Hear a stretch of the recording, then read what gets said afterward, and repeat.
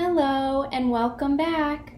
I hope everyone is doing okay and recovering from the tropical storm. Today we will continue with part 3 and I will share tips regarding shopping and cooking for 1 or 2 people. This information is for educational purposes only. Please talk to your doctor or registered dietitian nutritionist before making any drastic dietary changes, which may affect the medications and supplements you're taking, especially if you're managing a chronic condition. Let's get started. Were any of you able to make a small change last week? How did it go? Share your success stories with your friends and family. And if you had any trouble this week succeeding, ask your friends and family for help. I hope you're ready for this week's warm-up question. The question is, can you put frozen meat, poultry, or seafood from freezer to slow cooker? For instance, adding frozen beef into a recipe for chili. Think about your answer. I'll reveal the answer at the end of this video.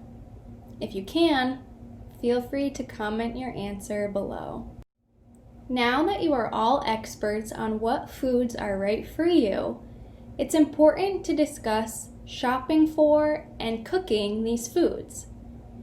Due to the current pandemic, some of these tips may not directly apply to you at this time.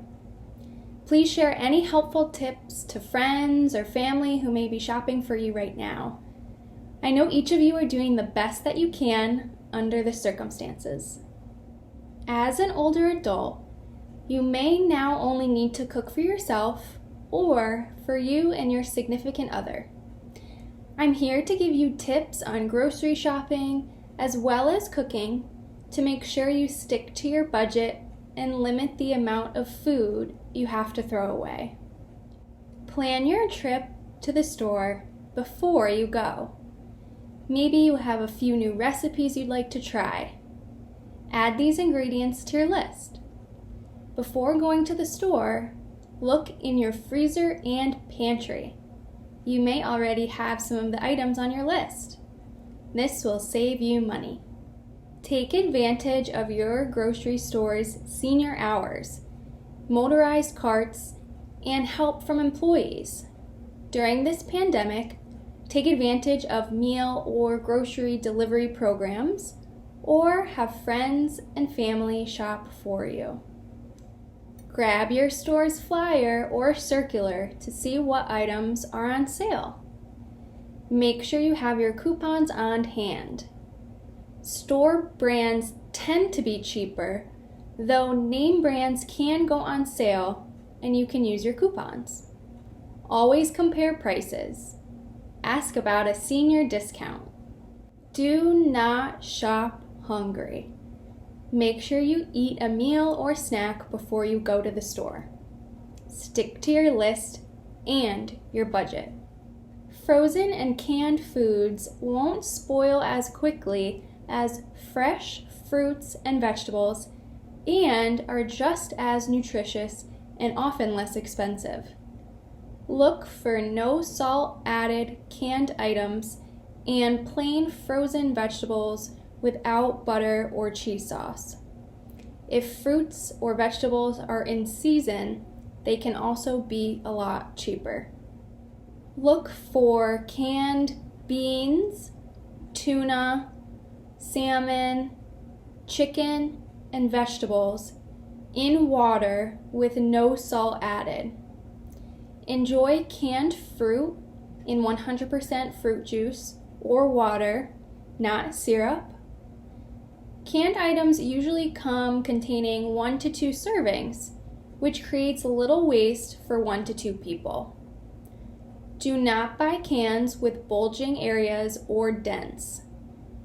Canned foods are also easier to chew. Dried lentils, beans, and peas are perfect because they are shelf stable, often come in bulk sizes for cheap prices, and can be added to your plate as vegetables or protein once cooked. Foods are frozen at peak freshness. Add frozen spinach or peppers to omelets or frozen fruit to oatmeal.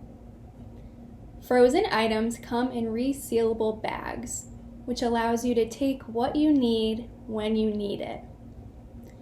Frozen fruits and vegetables come washed and de-stemmed for convenience and little food waste. Bought too much food?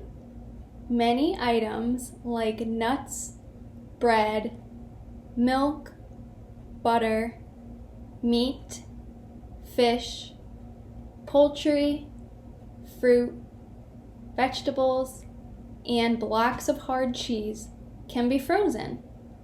Make sure you label and date your freezer bags or airtight containers. Rotisserie chicken is one of the most versatile things you can buy.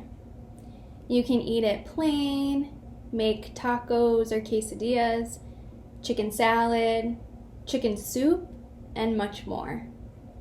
Don't have that in your store? Chicken breast will do the trick. Bake in the oven until the chicken is 165 degrees or there's no pink.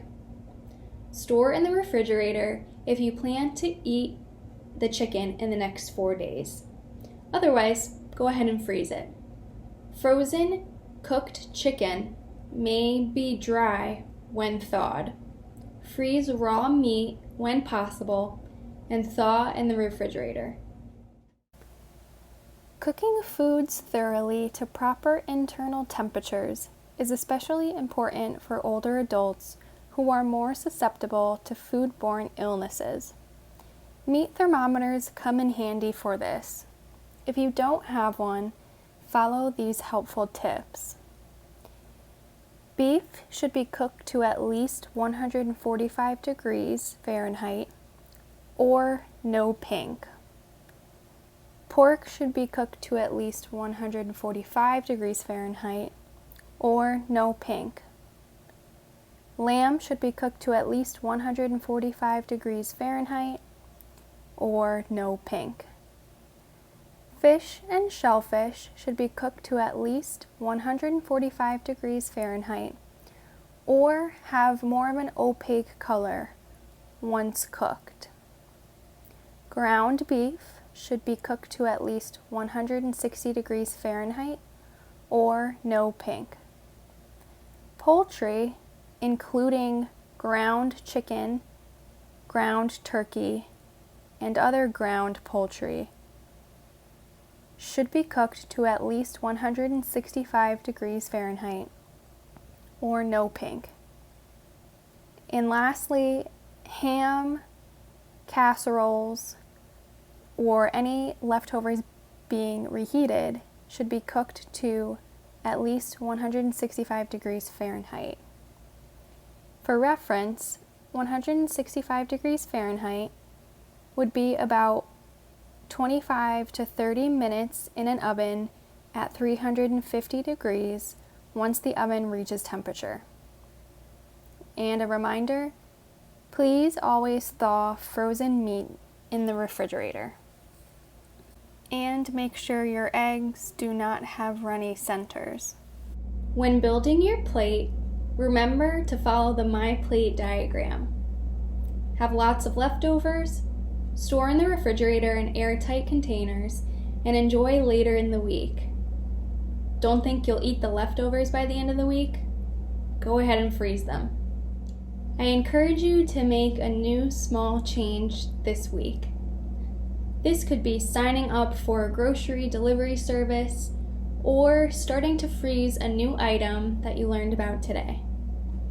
If you can, feel free to comment your goals down below.